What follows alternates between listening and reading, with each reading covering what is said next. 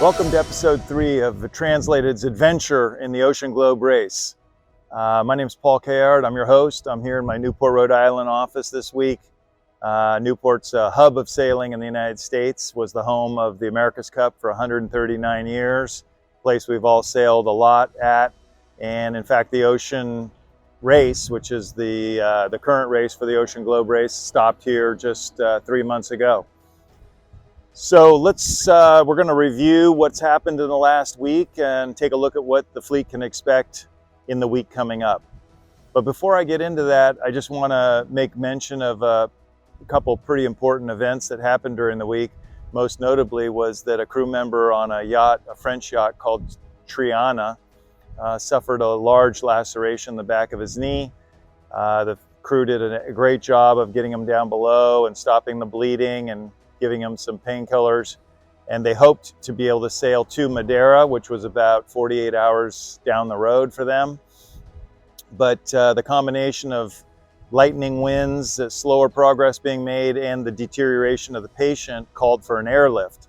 So early on Monday morning, the Portuguese Coast Guard and Navy put together a plan along with race headquarters in the Ocean Globe race to airlift the victim off the boat. He was placed in a life raft and trailed 15 meters behind the boat with a couple of crew members, and a basket was lowered out of a helicopter, which he was loaded into and hoisted into the helicopter, and then flown to Madeira, where he is now recuperating. We can happily tell you that he is recuperating well and will survive the ordeal, but it was a pretty scary moment, I'm sure, for his family for a few hours there.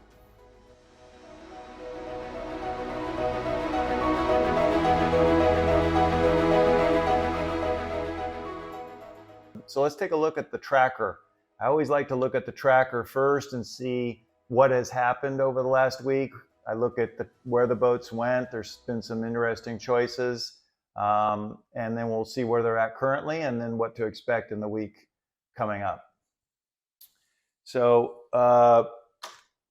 right now, as I said, the fleet is just between the Canary Islands and the Cape Verde Islands. Penduic 6 is leading the fleet. Translated 9 is not far behind, and Maiden and Spirit of Helsinki are in 3rd and 4th. The rest of the fleet is back a little bit. One of the boats, Godspeed, had a breakdown and they're in port in Portugal, but generally everybody is along the coast of Morocco and Africa and making decent progress. So one of the features that we want to notice here is this elongated blue area, which is what we call a ridge of high pressure. And in high pressure, you don't have much wind at all, in the center of a high pressure system. And in the northern hemisphere, the winds around a high pressure system circulate in a clockwise manner. So this is a very common feature in the round the world race. In the North Atlantic, it's called the Azores High. In the South Atlantic, they also have a high pressure system. It's called the St. Helena High. So just as a generality, you know that sailing around the world involves dealing with these high pressure systems, and they move around a little bit. They're not stationary like the Pacific High as well. Sometimes they're north, sometimes they're south, sometimes they're east, sometimes they're west, but the general feature is always there, and it's always something you have to deal with. So the leaders are really enjoying the northeasterly winds on this side of the high pressure system. As you can see depicted here in this yellow area, there's even a little bit more wind, sort of 15 knots of wind. The green is usually about 10 knots of wind, so it's not very windy, but it's smooth sailing, it's warm sailing. The water's warm, the air's warm. At night, they can be on deck probably just in t-shirts. There'll be the occasional thunderstorm at night, as you know, if you've been to Hawaii or the Caribbean.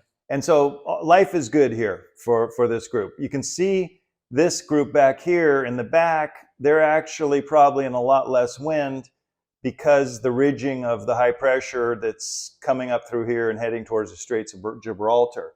Let's just pick one of these boats right here. Galeana is doing 5.9 knots, while translated 9 is making 10.2 knots, so just about twice as fast. So these are the anomalies of racing around the world. Some boats get stuck in different weather patterns, which are less favorable, and others get a little lucky and also make good choices. So this is where we are today. September 20th for me. I'm filming this on the 20th. You're going to see it on the 22nd. And what's of note is that if we look forward down the road a little bit, first of all, again, reminding you that the red line is the rum line. That's the shortest distance between 2 points. And you can see the boats are following that pretty closely, but they are going to come to the doldrums here. This doldrums, which is a household name for the intertropical convergence zone, is an area of fluky and generally light winds. It's a barrier between the South Atlantic weather systems and the North Atlantic weather systems, and it's usually wider in a north-south sense along Africa than it is if you come all the way over here to Brazil. So like just at this instant, it looks like a good place to cross would be right here or right here, but none of the boats have this type of resolution in their forecast.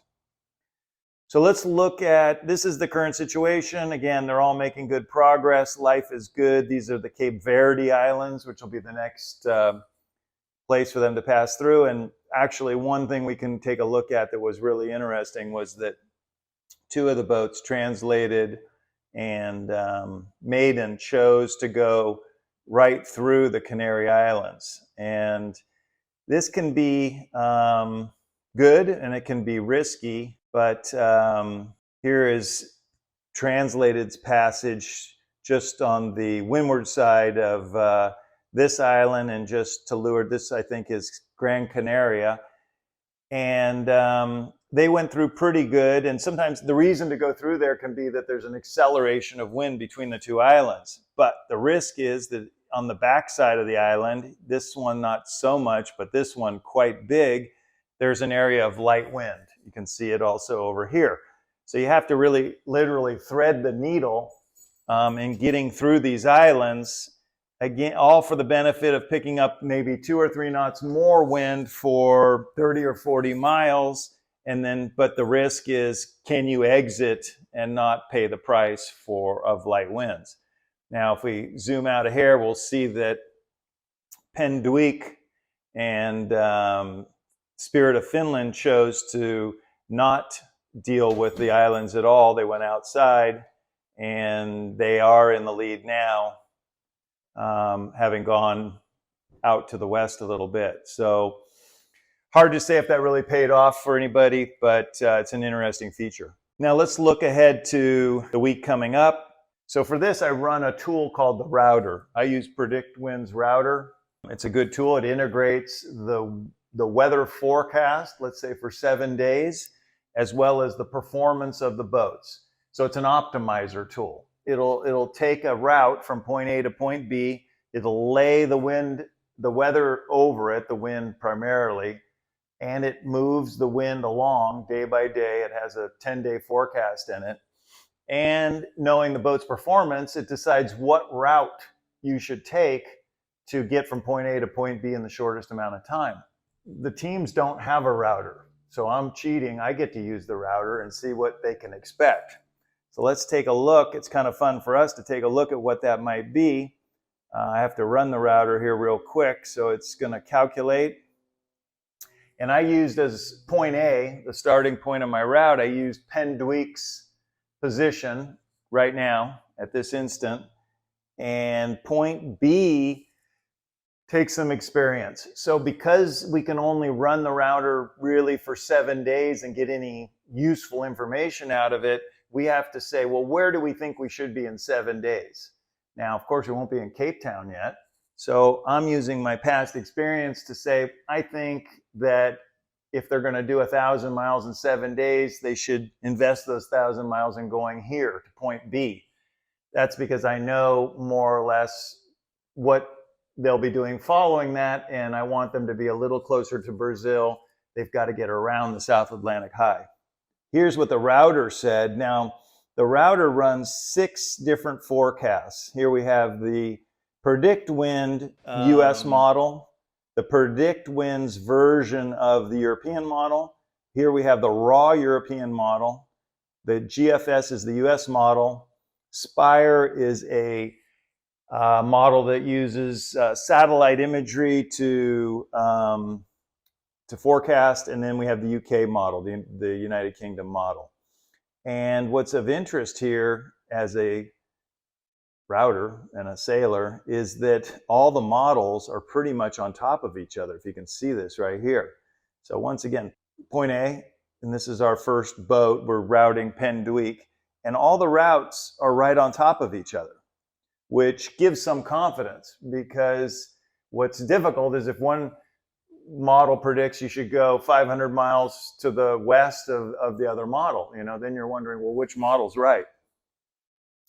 So let's run that router a little bit by starting it here.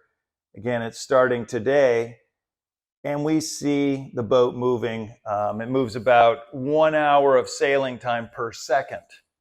Here's a hurricane spinning up in the heading up towards New England. And what we see develop, so here's our trade winds, here's the Azores High, and here's the trades, and here's the Cape Verde Islands, and the boat is getting close to coming into the doldrums. Now, I'm just going to freeze this here for 1 second and talk about this. Most of the time, we cut through the doldrums further to the west than this. And in fact, my point B is down here. It may be a little bit aggressively to the east. When I raced around the world, we kind of came through this area here, but we were required to. There was an island there called Fernando de Noronha that we had to leave to port on our way to Cape Town. This fleet has no such requirements, so the tendency is going to be to try to cut the corner over, because Cape Town is in this direction down here. But as you can see, these winds are coming from Cape Town, so it would be slow and rough ride if you were to go straight from the corner of Africa down to Cape Town. Now, when they get there on Sunday or Monday, the shape of the doldrums is forecast to be like this, with a big bubble of no wind here and an easier passage over here.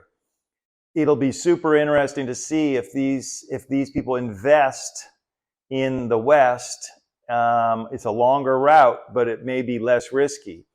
What I would do if I was racing and navigating is I would run the router, forcing the boat to go out to this point on its way down to point B. And if that told me it was 4 or 6 hours longer to do the extra distance, I would probably do it.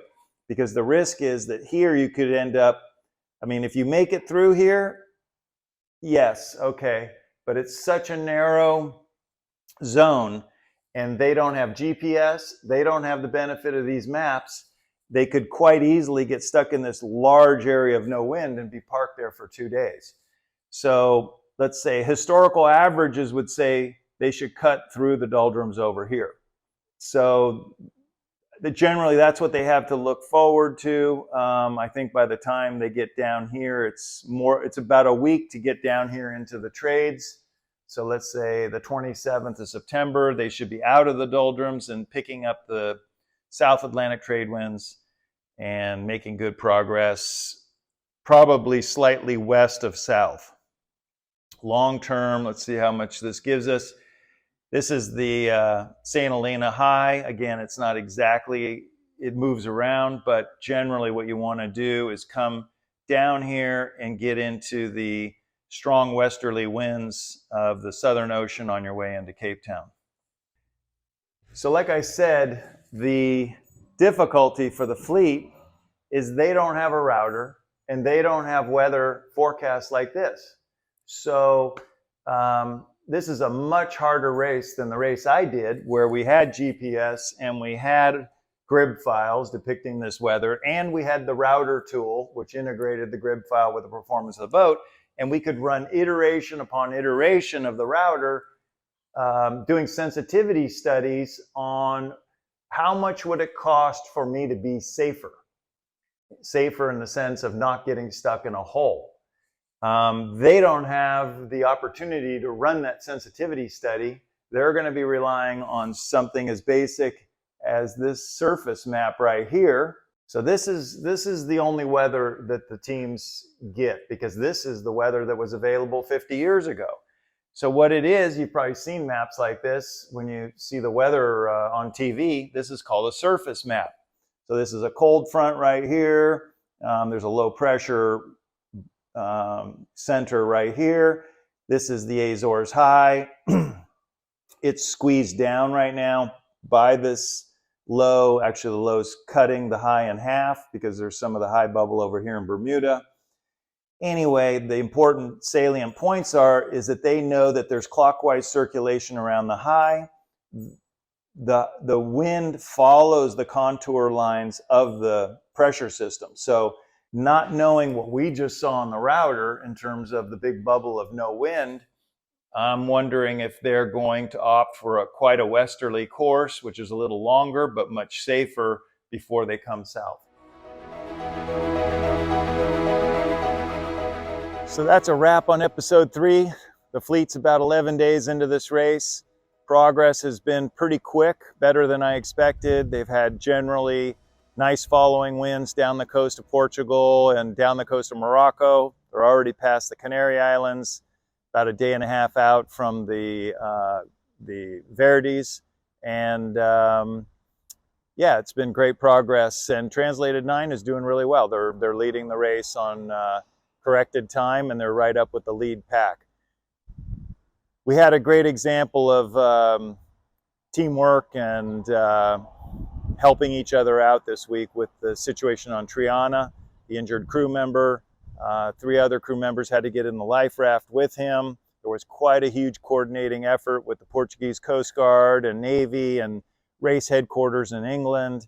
It really took a village to get this sailor to safety, and which he is now recovering in a hospital in Madeira, thanks to all the humans involved on the boat and ashore and in the air. So let's remember, we all need to believe in humans.